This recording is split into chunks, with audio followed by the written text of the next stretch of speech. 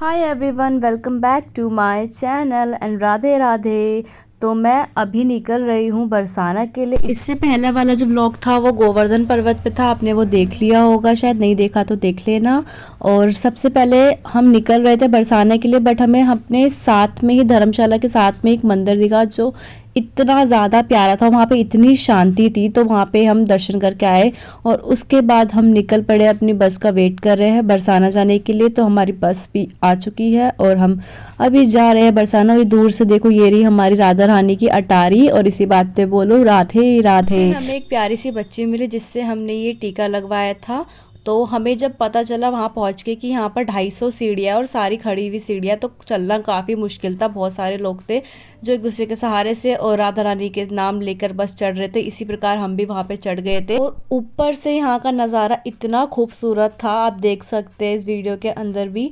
तो फाइनली हम अटारी पे पहुंच गए थे, और जब हम इस अटारी पे पहुंचे ना, मैं लिटरली बता रही हूँ, I was crying a lot, because मुझे राधा रानी सबसे ज़्यादा प्रिय है और उन्होंने इस बार हमें बुला ही लिया। मेरा काफ़ी टाइम से मन था कि मुझे जाना है, बरसाना जाना है। फाइनली इतना सब्र करने के बाद मुझे बुलावा वहाँ से आ गया था। इसी बात से मैं बहुत ज़्यादा खुश थी। और ऐसा कहते हैं कि अगर आपने राधा रानी को मना लिया तो कृष्ण तो आपसे मान ही जाते हैं। यहाँ की वाइब सच में बहुत अच्छी थी। और उसके बाद हमने अच्छे से दर्शन करे, उसके बाद हमने ये वहाँ की लस्सी पी। अगर आप वहाँ जाओ तो लस्सी पीना तो बिल्कुल मत भूलना। जहाँ की जो लस्सी थी ना, मैंने कभी लिटरली इतनी टेस्टी लस्सी नहीं पी थी। और उसके बाद हम वापस निकल रहे हैं अपनी बस की ओर, और मेरा मन नहीं था जाने का, बट जाना पड़ा। तो रास्ते में सबसे पहले हमने एक रेस्टोरेंट ढूंढा क्योंकि हमें बहुत भूख लग रही थी। और मेरी शक्ल देखो, मेरी हालत ख़राब हो चुकी थी क्योंकि बहुत ज़्यादा मैं थक चुकी थी, बहुत ही ज़्यादा। तो हमने फिर डोसा ऑर्डर करा, हमने खाया। यहाँ के सारे खाने को हम ना बिल्कुल प्रसाद समझ के खा रहे थे कि मतलब हर चीज़ के अंदर इतना स्वाद था ना, मैं आपको बता नहीं सकती। लस्सी के अंदर भी बहुत स्वाद था। उससे पहले हमने काफ़ी चीज़ें खाई थी, वो भी बहुत टेस्टी थी। और हमें ये इतना स्वादिष्ट लगा था कि हमने फिर से दोबारा ऑर्डर कर दिया था डोसा, क्योंकि बहुत मस्त था, लिटरली बहुत मस्त था। और हम पूरी रात सोए नहीं थे, थके हुए थे बहुत ज़्यादा, तो हमें खाना और भी ज़्यादा अच्छा लग रहा था। उसके बाद ना हम गए थे बिल्कुल रेस्टोरेंट के साथ में एक वैष्णो देवी मंदिर था। यहाँ पर उनकी माता रानी की मूर्ति थी काफ़ी बड़ी।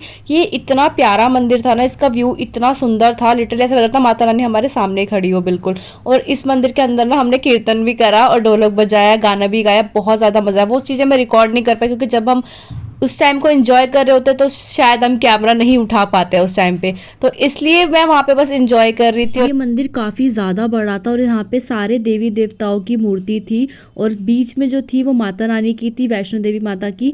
और बहुत ही प्यारा मंदिर था, बहुत ही सुंदर। तो मैंने सारे भगवान के दर्शन कर रही थी। वहाँ पे मुझे हनुमान जी भी मिले और मैं खुश हो गई उनको बहुत ज़्यादा देख कर। वहाँ पर ये मंदिर बिल्कुल वैष्णो देवी मंदिर की तरह ही बना रखा था। यहाँ पे गुफा भी थी मंदिर के अंदर जिसमें हम गए थे, वो भी आपके सामने अभी क्लिप आएगी तब देखना। मेरे को राधा कृष्ण देखते तब तो मेरा मन तो बस तृप्त हो जाता है, तो इसलिए मैं सबसे पहले भाग कर जाती हूँ राधा कृष्ण के पास उनके दर्शन करने।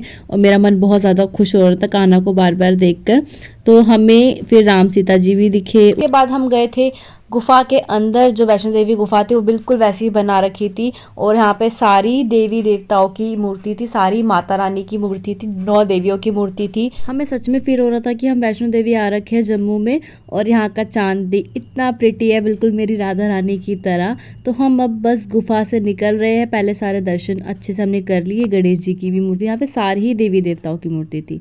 तो हमने काफ़ी अच्छे से दर्शन करे और जयकारे लगाए।